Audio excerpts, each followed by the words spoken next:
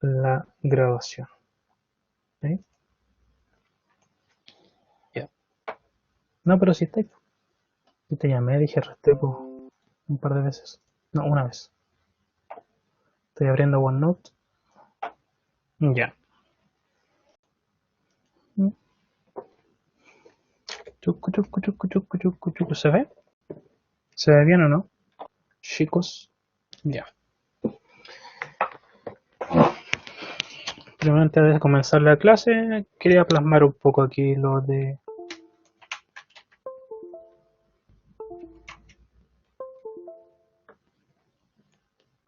Tengo que abrir el momento, tengo que abrir esta cosa.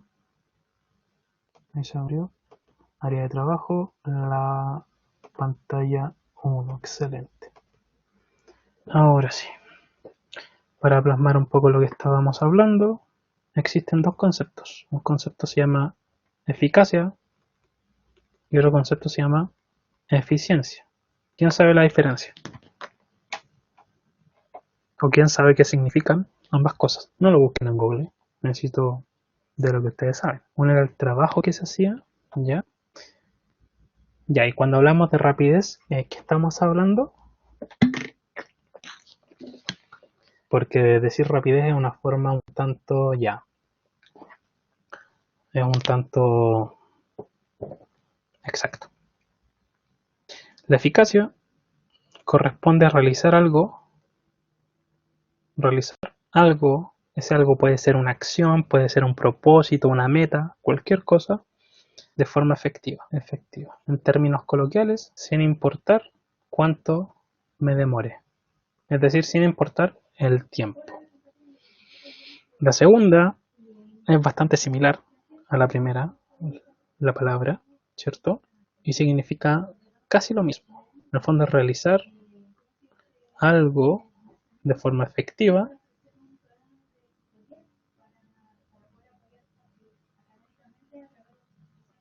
pero en el menor tiempo posible. ¿Cómo llegamos de esto? Un momento que el cable se desconecta y sí. ¿Cómo? Ahí sí. ¿Cómo llegamos de esto a esto? Aparte de proponiéndoselo. Me refiero a de forma práctica. ¿Cómo llegamos de uno a otro? Real, de forma real.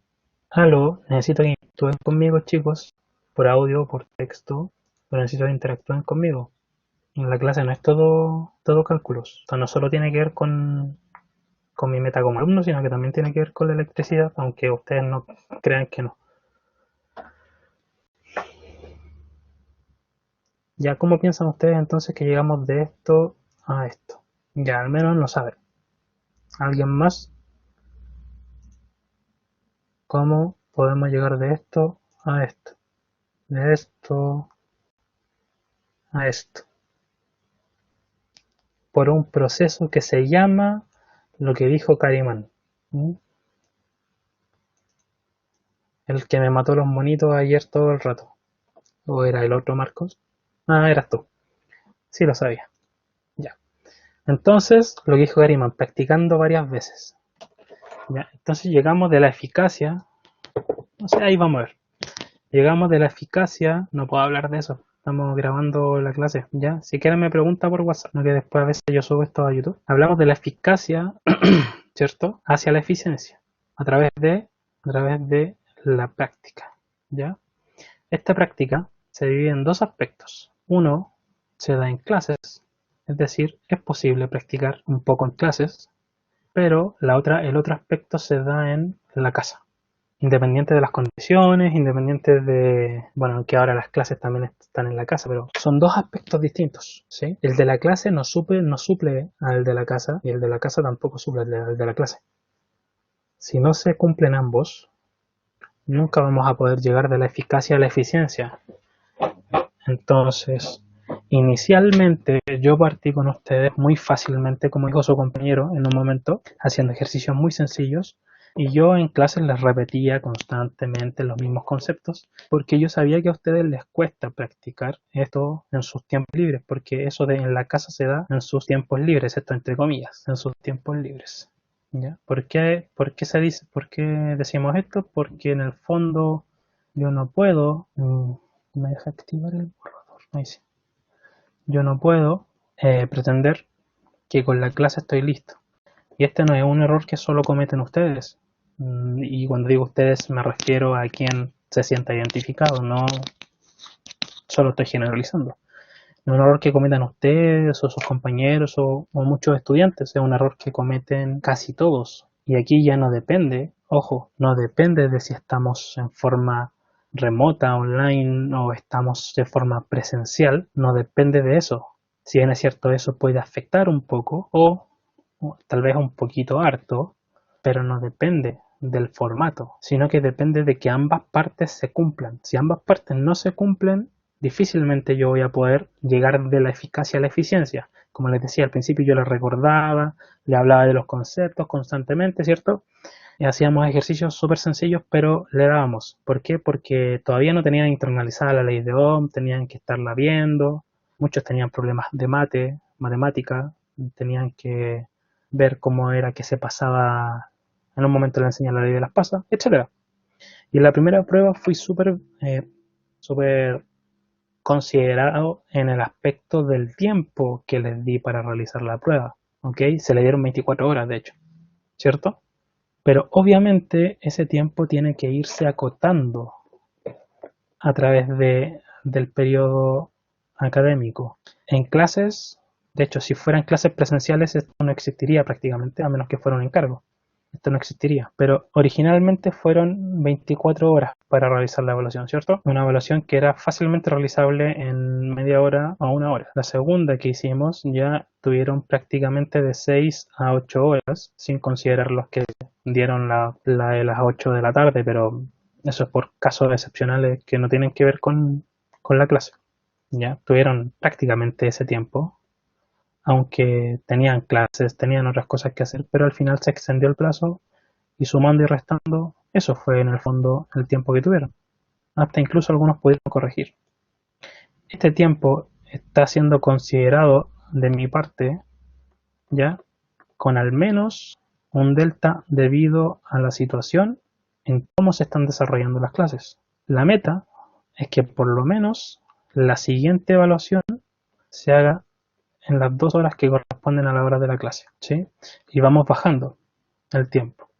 Obviamente eso no va a bajar más que eso, de hecho el menor tiempo en el que toma una evaluación, ojo, de forma presencial, 60 minutos. No, ¿cuántas son dos? No, una hora y media. Una hora y media. ¿Ya? Pero yo me conformo con esto, que es más o menos lo que dura la clase, ¿cierto? Para la siguiente evaluación. ¿Cómo piensan ustedes que vamos a llegar de esto a esto y de esto a esto si solo nos quedamos con esto? ¿Ustedes creen que es posible? Repito la pregunta. ¿Creen ustedes que es posible llegar de la eficacia a la eficiencia practicando, pero solamente en la clase, es decir, esta meta acá, en realizar la evaluación como corresponde en 2 horas? Ojo, evaluación que está siendo considerada, claro, evaluación que está siendo considerada con el factor de en las condiciones que estamos viviendo a nivel país, ¿me entienden? ¿Por qué los digo? Porque la prueba que hicieron el lunes, yo que tengo experiencia y que yo me manejo obviamente en el cuento y yo entiendo y toda la cosa, y soy rápido, yo me demoro a más tardar 30 minutos. Pongámosle 40, para que no sea tan 45, ya una hora pedagógica. Me demoro 45 minutos en desarrollarlo. Una prueba, obviamente no las dos, ¿sí? Y yo había planificado para ustedes darles de 2 a 3 horas. Dejémoslo en 3 horas. Es decir, estoy multiplicando más o menos esto por un factor de cuánto, que esto es 0,45 horas. No, 45 de 60. ¿Cuánto es? Perdón. Vamos a abrir la calculadora porque no me gusta inventar. 0,75. Es 3 cuartos de una hora. ¿Ya? 0,75 por casi por 4 para llegar a eso. Esa fue mi consideración, es decir, estoy amplificando el tiempo que yo me demoraría casi por 4. Y a eso lo estoy hablando a un nivel estándar, ¿ya? Porque esto no es una competencia. Esto no es el que se demora menos es más bacán, ¿se entiende? Sino que hay un estándar. Un estándar que está dado por las cosas pedagógicas que existen y han creado, etcétera. No sé si es necesario redundar sobre eso. No sé si queda alguna duda para poder avanzar con lo de Kirchhoff. Ya. Entonces tenemos algo aquí. Algo que, ojo, ya hemos visto, pero voy a borrar. Voy a darnos 5 minutos. Vamos a silenciar el micrófono para que busquen su lápiz o cuaderno y comenzamos con el análisis de un circuito. ¿Ok? Son las 14:28, 5 minutos, 7 ya. 14:35, volvemos. Con lápiz, cuaderno, pueden ir al baño, lo que sea. Ya he vuelto. Bueno, todavía quedan unos minutos para las 2:35. Mientras voy a dibujar un circuito re sencillo. El de mañana va a ser grosso. ¿Qué pasó con la tablet? Ahí sí, un circuito re sencillo. Entonces tenemos aquí una fuente, una resistencia, otra resistencia y otra resistencia. BT1, BT2, R1, R2, R3 y R4. Mientras lo copian, ¿alguien más llegó tarde? ¿No? ¿Lo copiaron? Ya. Esperamos harto. Ok, dentro de las cosas que estamos analizando, que hemos analizado, nosotros, no, en realidad yo le he explicado algo llamado LBK. ¿Qué es LBK, chicos? Es una abreviación. ¿De qué? Entre más, entre más rápido ustedes me van contestando, más rápido vamos avanzando. Ley, ¿cierto? Ley de los voltajes de Kirchhoff. Acá. Ley, voltajes de Kirchhoff. ¿Sí? Ahora, ¿qué dice esa ley? Te falta algo, Mejías. Vas por buen camino, pero te falta algo. La suma de todos los voltajes, ¿cierto? Dentro de un circuito cerrado, 0, o es igual a 0.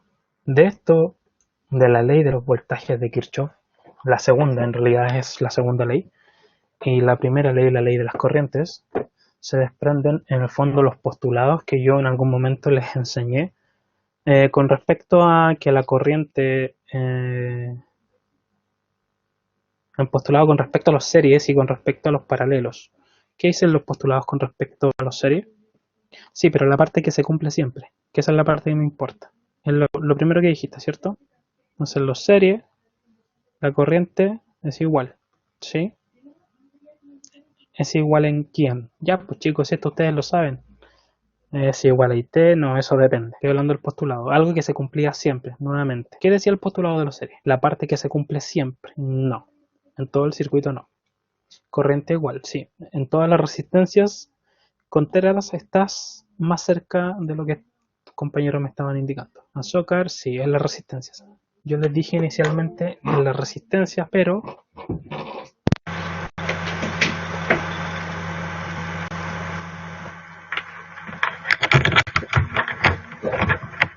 obviamente, no sé, ahí volví, pero obviamente me refería a las resistencias, también a veces yo las nombraba como elementos, ¿cierto? Porque en el fondo yo les dije que era un postulado porque esto se cumple siempre, ¿ok? Se cumple siempre, se fue la... Esto se cumple siempre, ahora sí, se cumple siempre en la suma de la resistencia, de la intensidad es igual a las resistencias que se oponen. No, es muy rara la definición que acabas de dar. Ya, esto se cumple siempre. Siempre. Solo por el hecho de estar conectados en serie. Y esto se cumple siempre en cualquier elemento que está conectado en serie. Cualquier elemento. Resistencias o cualquier cosa. O por ejemplo, si yo tengo una fuente aquí, ¿ya? Y en la fuente tengo conectada dos bobinas, L1, L2. ¿Qué puedo decir yo de la corriente con respecto a L1 y L2? Corriente igual, y no son resistencias. ¿Se entiende? La definición inicial la escribimos con resistencia porque era el elemento que estaban recién conociendo. Pero lo que se cumple es que siempre cualquier cosa que esté en serie, siempre su corriente va a ser igual a todo lo que esté conectado dentro de eso que está en serie. ¿Ya? No puedo decir que es igual a toda la corriente del circuito, no, eso estaría erróneo. Primer punto, ¿ya? Porque en algún momento después en corriente alterna ya no van a haber solo resistencias, sino que van a haber condensadores y bobinas. ¿Ya? Eso. Segundo punto, si yo puse que se cumple siempre, se cumple siempre. No es porque yo me lo inventé. Esto uno se extrae de la ley de las corrientes de Kirchhoff y el otro de la ley de los voltajes de Kirchhoff.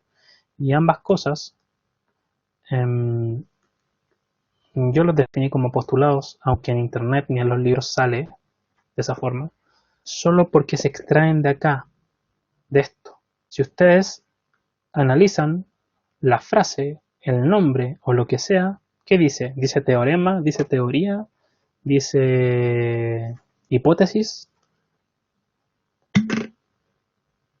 dice fórmula, dice ley. ¿Y por qué una ley o algo se puede llamar ley, Restrepo? Porque se tiene que cumplir. Se tiene que cumplir siempre, ¿ya? Ahora, obviamente hay que darle un contexto siempre a una ley, porque se cumple obviamente dentro de ciertos parámetros. No se cumple siempre, pero siempre y cuando lo que estemos viendo esté dentro de los parámetros. Es decir, les voy a dar un ejemplo un poco más extremo, que es la ley de Newton, ¿ustedes la conocen? La fuerza igual a la masa por la aceleración. Eso se cumple siempre, las leyes de Newton, siempre, siempre, excepto en donde es que se dejan de cumplir, y en el fondo no es que se dejen de cumplir, sino que es una variación a la misma ley. Cuando estamos en velocidades cercanas a la velocidad de la luz, esa ley tiene una pequeña modificación. Es donde Einstein definió que algo llamado teoría de la relatividad y teoría de la relatividad especial, que en el fondo nos dice que lo que dijo Newton tiene una excepción. No es que lo que dijo Newton esté malo, sino que lo que dijo Newton se cumple a velocidades normales, ¿se entiende? Pero a velocidades muy cercanas a la velocidad de la luz, eso no se cumple tal cual, sino que tiene una variación, se cumple de una forma distinta. Entonces le damos contexto. Aquí la ley de los voltajes de Kirchhoff me dice la suma de todos los voltajes en un circuito es cero, ¿cierto?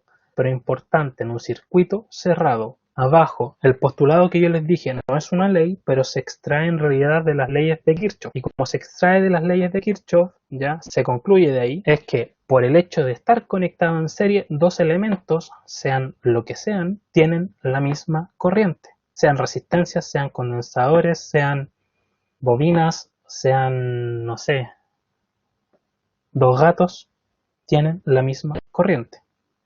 ¿Qué pasa con respecto a los paralelos?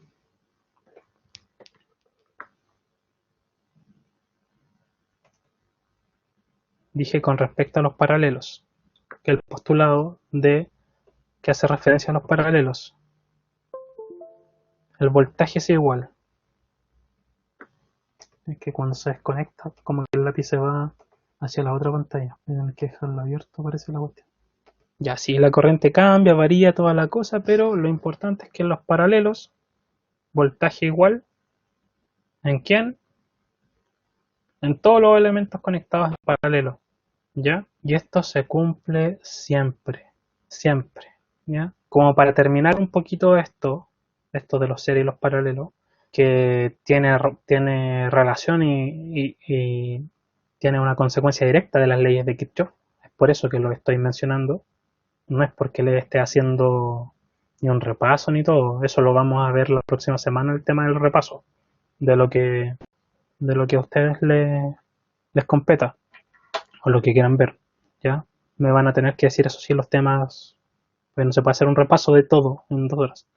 Se puede hacer un repaso de lo que está más crítico. ¿Ya? Pero hay una relación directa. Es por eso que lo menciono, no por un tema de repaso. Es para que ustedes se den cuenta que aquí todo está conectado. Aquí porque estemos pasando ahora a ley de voltaje de Kirchhoff no quiere decir que ya nos tenemos que olvidar esto, sino que quiere decir que esto está implícito dentro de esto y dentro de la otra ley, la ley de las corrientes. ¿Se entiende? Y que si yo me olvido por un momento de esto, voy a estar haciendo fuera el tiesto, como se dice vulgarmente. Si yo tomo esto y esto dice que se cumple siempre y yo conecto dos fuentes de voltaje así, una en paralelo a la otra. Una es de 24 volts y otra es de 12 volts. Las conecté en paralelo. ¿Qué creen ustedes que va a pasar ahí? Ojalá. ¿Ya? ¿Qué creen ustedes que va a pasar ahí?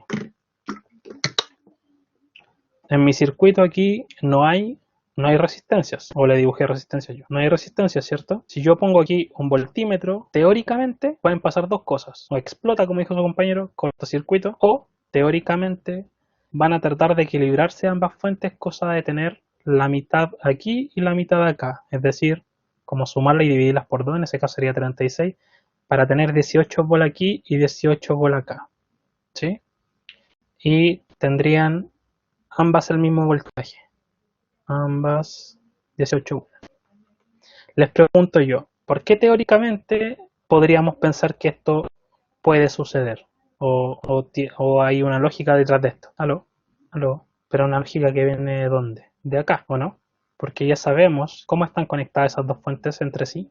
En serie. Mejías en serie, en paralelo, hombre. Si la patita de arriba está conectada con la patita de arriba y la de abajo con la de abajo, no están en serie, están en paralelo. Ya, por ende, al estar en paralelo, nosotros asumimos que el voltaje siempre va a ser igual en todas las cosas que estén conectadas en paralelo.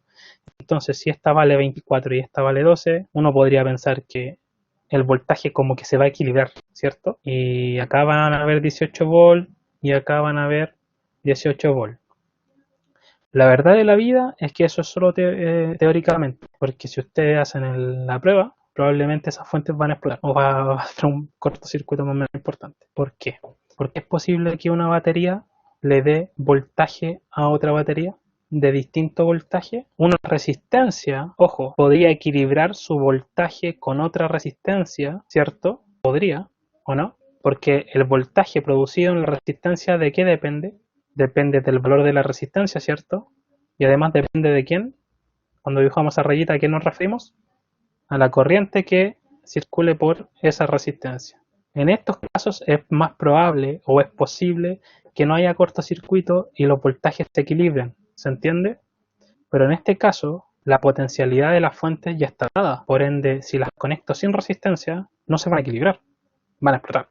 Y es por ello que en el circuito de arriba, si se dan cuenta, tengo dos fuentes interconectadas, pongo VT1 y VT2 porque obviamente tienen voltajes distintos, ¿sí? VT1 es distinto de VT2 y en este caso no explotarían porque las resistencias van a ser la pega de, en el fondo, de equilibrar esos voltajes. Profe, ¿qué pasa si conecto dos pilas de distintos voltajes en paralelo? Lo mismo que acabo de decir. Es posible que una pila de 3 volts se le sume un volt más para equilibrar una... ¿Has probado cargar una pila de 3 volts con un cargador de, no sé, de 12? Porque la conexión que estás haciendo es una conexión en paralelo. Cuando conectas una pila recargable a un cargador, ¿ya? Y eso es porque se tiene que cumplir, siempre. Entonces ya dejamos claro varias cosas. Dejamos clara que es LDK, la ley de los voltajes de Kirchhoff, y cuando hablamos de LDK, estamos hablando de que la suma de todos los voltajes de un circuito cerrado es cero. Segunda cosa, saber identificar qué es un circuito cerrado. ¿Qué es un circuito cerrado, chicos? Un circuito cerrado es lo siguiente. Da lo mismo, si yo quiero, primero, obviamente tiene que haber corriente. No. Buena pregunta, porque me la hicieron ayer. Yo puedo aplicar, miren este circuito. No sé si Ian y Camila todavía están conectados. Vete. Y esto es muy relevante porque con esto dejamos en claro que la ley de Kirchhoff es ley. Y no voy a hacer un análisis, ni me voy a ir a la profunda, ni nada. Simplemente les voy a decir, un circuito cerrado es cuando yo defino un punto del circuito, recorro un camino, un solo camino, no considero que la corriente se divide, ya porque esta corriente es imaginaria, ojo, ¿ya? Y vuelvo al mismo punto. A esto le llamamos circuito cerrado. Aquí tengo, por ejemplo, otro circuito cerrado. Cuando lo consideramos de esta forma, tenemos circuito cerrado. De hecho, podemos sacar un tercer circuito cerrado, pero en realidad con dos nos basta. Porque ya teniendo dos, estamos considerando todas las resistencias del circuito, ¿o no? Si ese es el punto, hay que considerar todas las resistencias del circuito. Si nos falta una resistencia, tendríamos que agregar un tercer circuito cerrado y así, ¿ya? Entonces voy a borrar por mientras el de afuera y vamos a seguir. Entonces ya ahí tengo un circuito cerrado y a esa corriente yo le pongo nombre IA y le pongo nombre IV. Y les pregunto, es un circuito mixto, ¿cierto? ¿Sí? ¿Cuántas fuentes tiene? Tiene una fuente. Les pregunto yo, ¿creen ustedes que yo lo puedo desarrollar a través de la ley de los voltajes de Kirchhoff? Ya, Restrepo dice que no sabe, los chicos dicen que no. Y los otros probablemente no contentan porque están inseguros. La verdad es que sí se puede. ¿Saben por qué? Por lo siguiente. Primero, ¿cómo se llama la ley de voltajes de Kirchhoff? ¿Cuál es la primera palabra? Ley. ¿Qué quiere decir ley? Se cumple siempre. ¿En qué contexto? Circuito cerrado, ¿cierto? ¿Me está preguntando la ley si tengo una, dos, tres o cuatro fuentes? No. Ah, ¿se cumple el contexto entonces acá? Sí. Entonces, si yo sumara todos los voltajes de este circuito cerrado, según la ley me da cero. Y también lo puedo hacer. Si sumara todos los voltajes de este circuito cerrado, según la ley, también me da cero. ¿Ya? Y por ende yo puedo sacar de aquí dos corrientes, dos ecuaciones, despejar las ecuaciones, calcular las corrientes y hacer todo lo que hacemos con este tipo de circuitos. Ahora, ¿por qué es que aplicamos esto acá y no lo aplicamos acá? Porque esto, al tener una fuente, lo puedo desarrollar a través de circuito mixto, es decir, a través de reducciones de series y paralelos, ¿sí? Esa es la diferencia, ¿ya? Pero no quiere decir que esta ley no se pueda aplicar acá, porque cumple con es más, en un simple circuito serie de tres resistencias, que fue el primer día que tuvimos la ley de Kirchhoff, lo hice yo en un circuito serie de tres resistencias con una fuente. Entonces esto se puede aplicar donde sea que haya un circuito cerrado. Y habiendo un circuito cerrado hay corriente. Y habiendo corriente hay caídas de tensión o voltajes en las resistencias. Si no tendría sentido. ¿Sí? Entonces en el fondo es aplicable a todos los circuitos que estén funcionando. ¿Cuál es mi punto? Ahora, ¿qué es más efectivo, eficiente o lo que sea? Desarrollarlo a través de series y paralelos, es decir, como un circuito mixto, o desarrollarlo a través de la ley, a través del EBK, a través de Kirchhoff. Perdón, ¿qué es más efectivo? No, ambos son efectivos. ¿Qué es más eficiente? No. No, te pongo un ejemplo. ¿Qué sucede si a este circuito yo ahora le agrego? Sí, es más fácil de cierta forma, pero ¿qué pasa si le agrego dos fuentes más? ¿Qué tengo acá? Otro circuito cerrado, ¿cierto? Y ahora ya tengo una IC. Entonces, cuando ya tengo una IC, tengo tres ecuaciones. ¿Por qué tengo tres ecuaciones? Porque ya tengo tres incógnitas. Entonces ya tendría que usar técnicas de reducción de sistemas de tres ecuaciones, es decir, matrices de 3 por 3.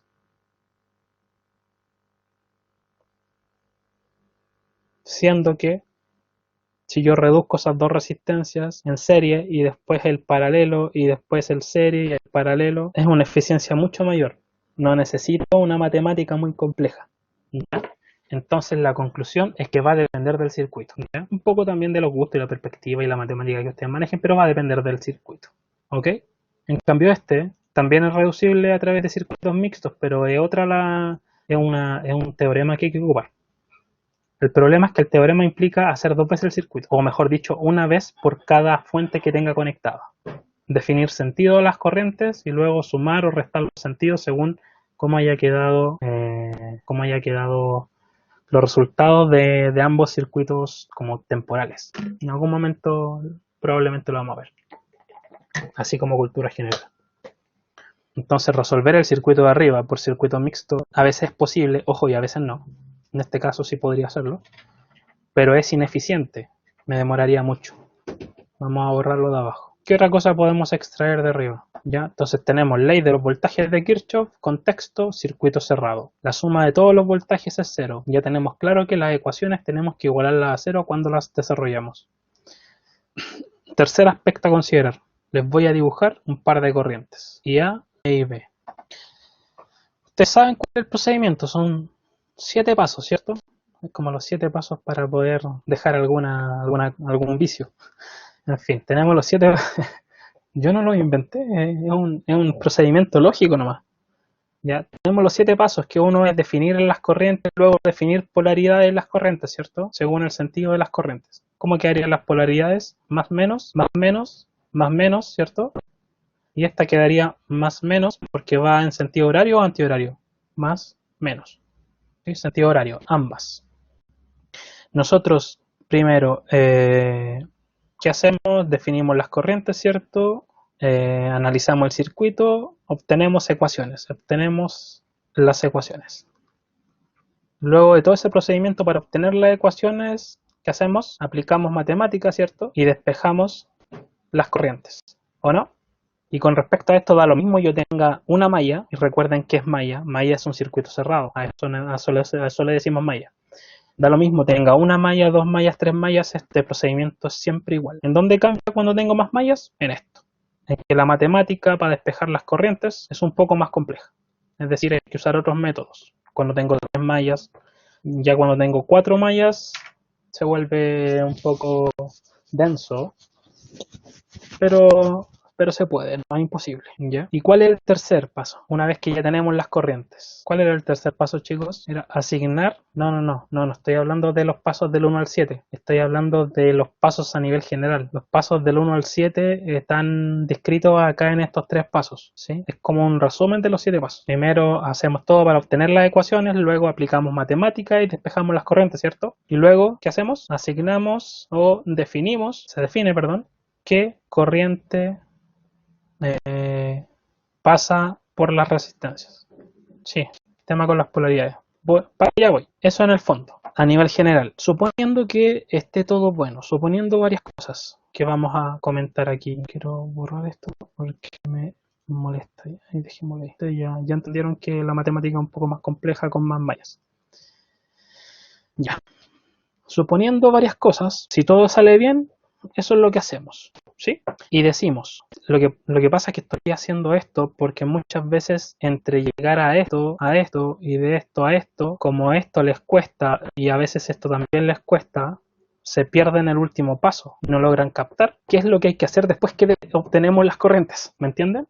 Porque llegar a obtener las corrientes y despejarlas no es todo el ejercicio, no vale todo el puntaje, generalmente vale la mitad del puntaje, ¿sí? Entonces, ¿a qué nos referimos con asignar o definir las corrientes que pasan por las resistencias? Yo miro el ejercicio, ven mi... Sí, por eso dejé de usar la otra pizarra, porque acá al menos ven mi mouse cuando lo muevo, ¿cierto? Vale. Yo miro el ejercicio y digo ya, ¿hay alguna corriente aparte de IA que pase por R1? No. Entonces, yo no necesito ni matemática ni nada, solo lógica para decir que la corriente en R1 es igual a la que yo calcule o obtenga como corriente IA. Luego observo la resistencia 3, por ejemplo, que está dentro de la misma. También pasa solamente IA, ¿cierto? Dentro de esta malla. Y la resistencia 2, la corriente que pasa por la resistencia 2 es la corriente IB. Y aquí viene el por qué es importante cuando yo despejo las corrientes, qué signos tienen. Por el tema de que menciona su compañero, las polaridades y todas las cosas, ¿ya? Yo les pregunto, ¿qué corriente tiene R4? ¿Qué corriente? ¿Qué polaridad? ¿Cómo trabajo ahí? ¿Cómo aplico? Las dos, ya, sí. ¿Pero la suma o la resta, Marco? Ya. Y esto quiero que lo anoten. Yo sé que estas corrientes se están contraponiendo, ¿cierto? De hecho, las polaridades me lo soplan. No hay mucho que saber para darse cuenta que una está entrando por arriba y la otra está entrando por abajo y por ende están chocando, ¿sí? En cambio, si ambas entran por arriba o ambas entran por debajo, las corrientes se van a sumar, ¿sí? ¿Ya? Si ambas entran por arriba o ambas entran por abajo, no es muy difícil darse cuenta que ambas se van a sumar. Y si entran en el sentido opuesto en la resistencia, no que tengan en sentido opuesto, o en este caso ambas son sentido horario, pero en la resistencia se contraponen, chocan, se restan, ¿sí? Ok, antes de hacer esto hay un sí, es decir, una condicionante.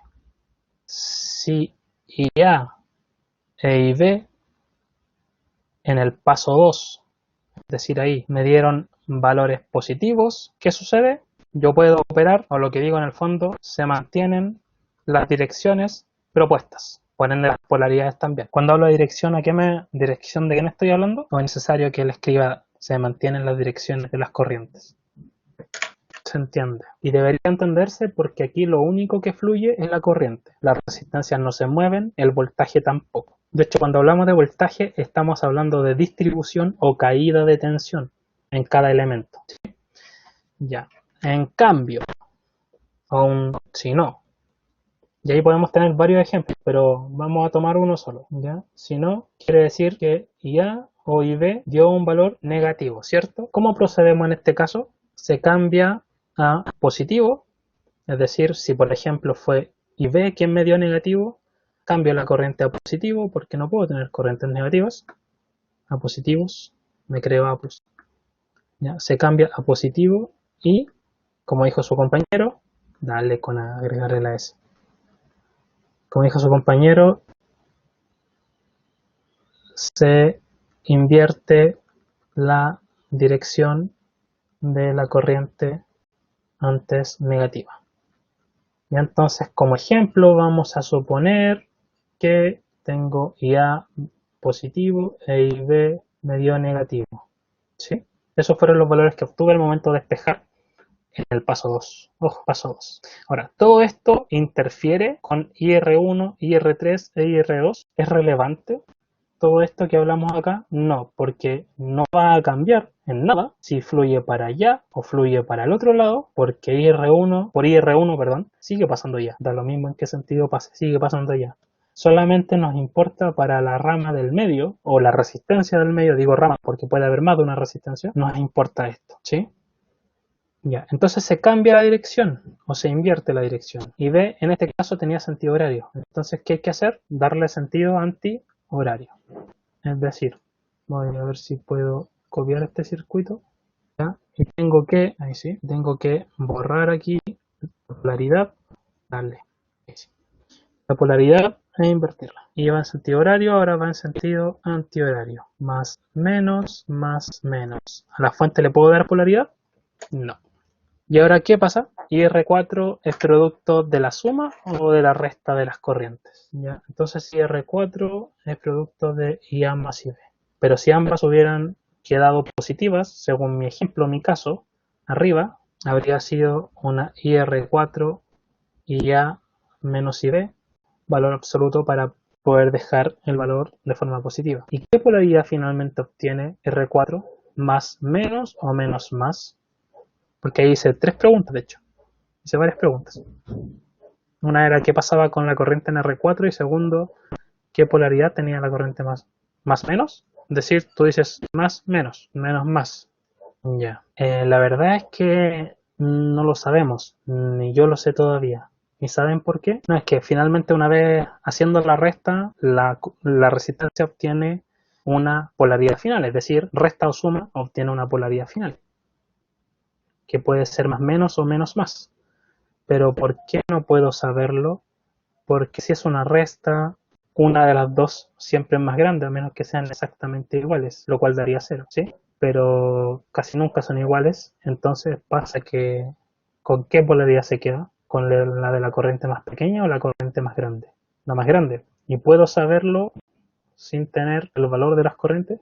Exacto, no se puede. Ya. Chicos, yo sé que las clases terminan a las 4, pero con respecto a esto, que era el objetivo de la clase, aclarar esto, estamos listos. Así que voy a tratar de subir el video y hacérselos llegar a los compañeros de la sección de mañana. Si estás presente. Los compañeros de la sección de mañana que no van a tener esta clase mañana, en cambio los del viernes sí. Igual voy a tratar de hacérselo llegar a los del viernes para ver si lo pueden ver antes. Porque mañana quiero hacer, como dijo un compañero, probablemente un circuito con 3 mallas. Ya, es decir, 3 ecuaciones, para que sepan más o menos a qué nos vamos atendiendo. Por eso es que necesito que se conecten los que más puedan. ¿Ya? Y ya tenemos la próxima semana completa para poder hacer repaso y todas las cosas que nos quedan pendientes. Lo voy a subir a mi canal, por si acaso. ¿Ya? Y obviamente me van a tener que hacer las dudas por interno, si es que no va a estar conectado. No sé si les queda alguna otra duda. Ya está la lista pasada. Cumplimos con el objetivo de hoy. No sé si tienen alguna duda respecto a esto, para que puedan ir a comer.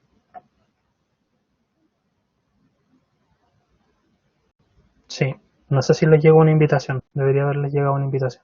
Igual voy a enviar el link después por, por el de aviso de corriente continua. Sí,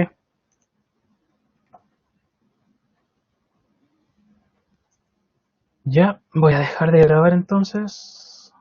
Detener la grabación.